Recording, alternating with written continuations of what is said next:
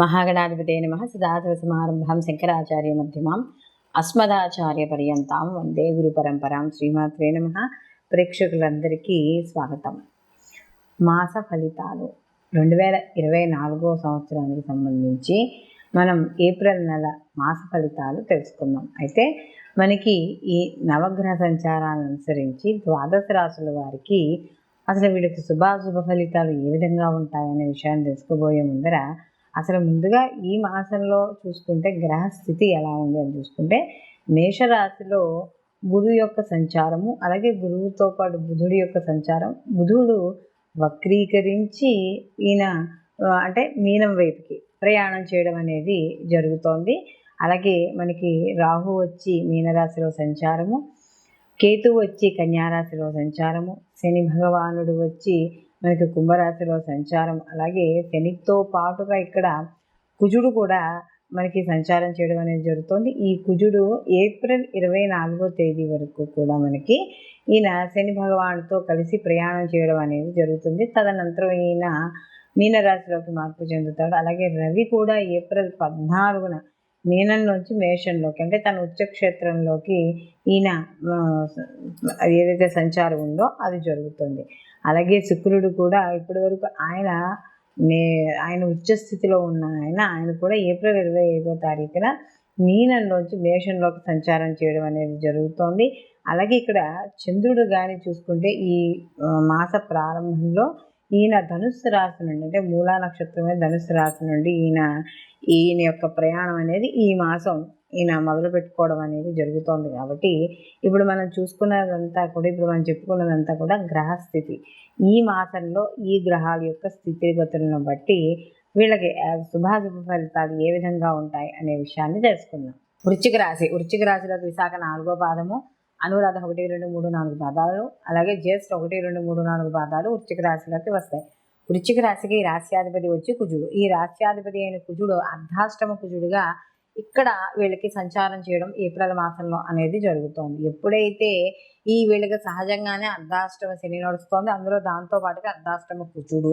కాబట్టి తప్పనిసరిగా వృశ్చిక రాశి వాళ్ళు వాహనాలు నడిపేటప్పుడు లేదా ఏదైనా సెకండ్ హ్యాండ్ వాహనాలు కొనేటప్పుడు అమ్మేటప్పుడు కూడా కాస్త జాగ్రత్త అనేది వహించుకోవాలి. అలాగే వీళ్ళు గృహ సౌఖ్యానికి సంబంధించి ఇల్లు కట్టుకోవాలన్నా లేదా ఒక్కోసారి వీళ్ళు డబ్బులు అధిక వడ్డీకి డబ్బులు దొరకడము, ప్రాపర్టీ లోన్స్ పెట్టడం, లేకపోతే రుణ బాధలు ఇలాంటివి ఏర్పడడం అనేది జరుగుతుంది. కాబట్టి వాహనాల విషయాలు నడిపేటప్పుడు మాత్రం తప్పనిసరిగా జాగ్రత్త అనేది వహించాలి. అలాగే ఇక్కడ 4వ ఇంట్లో శని కుజులు ఉండడం వల్ల ఇక్కడ ఏవైతే పనులు మొదలు పెడుతున్నారో కొత్తగా ఆ పనుల విషయాల్లో వాటిలో కొద్దిగా జాగ్రత్తగా ఉండడం మంచిది. అంటే అప్పటి వరకు వాటి గురించి అనుకోకుండా వాటి గురించి పనులు మొదలు పెట్టకుండా ఏవైనా ఉండుంటే అవి జాగ్రత్త వహించండి. తల్లి ఆరోగ్య విషయాల్లో కూడా జాగ్రత్త వహించాలి.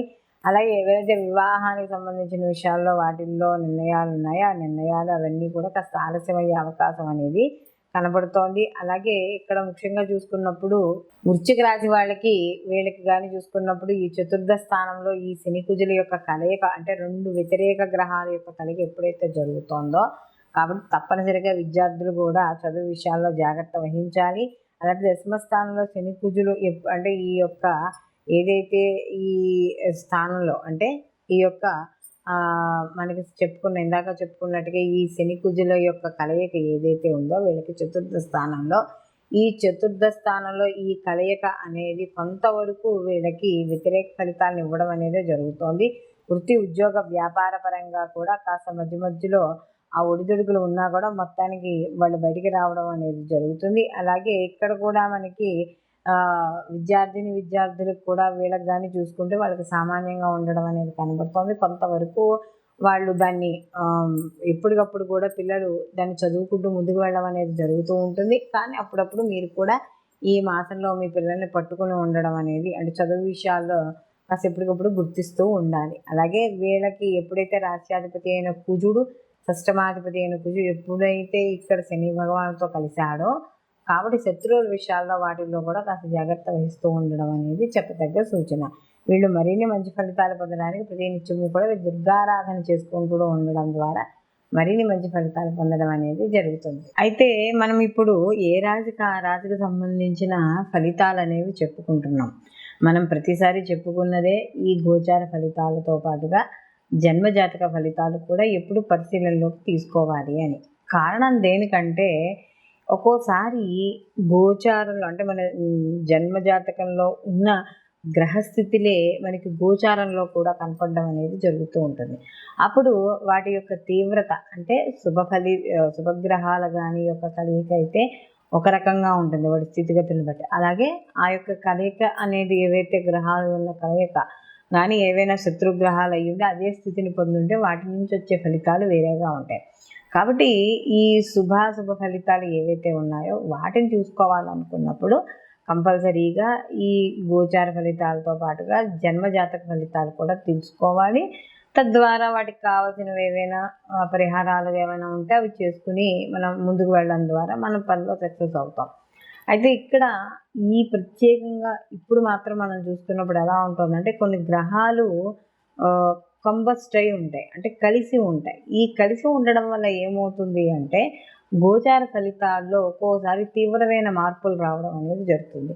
ఎలా అని కానీ చూసుకున్నప్పుడు ఏవైనా కొన్ని పాపగ్రహాలు అంటే లేదా శత్రుగ్రహాలు 2 గ్రహాలు కలిసినప్పుడు 2 లేక అంతకంటే ఎక్కువ గ్రహాలు అవి కలిసి ఒక రాశిలో ఉన్నప్పుడు ఆ రాశి నుండి అంటే వాళ్ళకి మొత్తం 12 రాశుల వారికి కూడా వాళ్ళ జన్మరాశి నుండి ఆ గ్రహాలు ఉండే స్థితిని బట్టి వాళ్ళకి మంచి చెడు సంబంధించి శుభ అశుభ ఫలితాలు పొందడం అనేది జరుగుతుంది. ప్రస్తుతానికి మనం ఇప్పుడు కానీ చూసుకుంటే ఈ మాసాల్లో చూసుకుంటే ఈ శని భగవానుడు అలాగే రవి లేకపోతే మనకి కుజ శనులు కుజ రవులు లేదా కుజ రాహువులు అలాగే రవి రాహువులు ఈ కలయిక ఏదైతే ఉందో ఇది కొంత అంటే కొంత సమాజంలో కావచ్చు, కొంత వ్యక్తిగతంగా కావచ్చు, కొంత వ్యతిరేక ఫలితాలను ఇవ్వడం అనేది జరుగుతోంది. అంటే కాస్త అంటే ఎక్కువగా యాక్సిడెంట్స్ అవ్వడం కానీ లేకపోతే గొడవలు అవ్వడం కానీ అల్లర్లు జరగడం కానీ ఏదో రకంగా ఇలా దేశంలో ఏదో ఒక మూల కావచ్చు, లేకపోతే వ్యక్తిగత జాతకాల్లో చూస్తున్నప్పుడు గోచార ప్రకారంగా కూడా కొంత వాళ్ళకి ఈ ఇంట్లో కావచ్చు లేకపోతే ఏదైనా వాళ్ళు చేసే వ్యాపార సంస్థల్లో కావచ్చు ఇలా కాస్త మానసిక అశాంతి అనేది ఏర్పడుతూ ఉంటుందనేది మనకి ఇక్కడ కనబడుతుంది. కాబట్టి ఇక్కడ ఈ గోచార ఫలితాలతో పాటు జన్మజాతక ఫలితాలు అలాగే గోచారంలో కూడా ఉన్న మిగతా గ్రహాల యొక్క స్థితి ఏమిటి, ఏదైనా పాప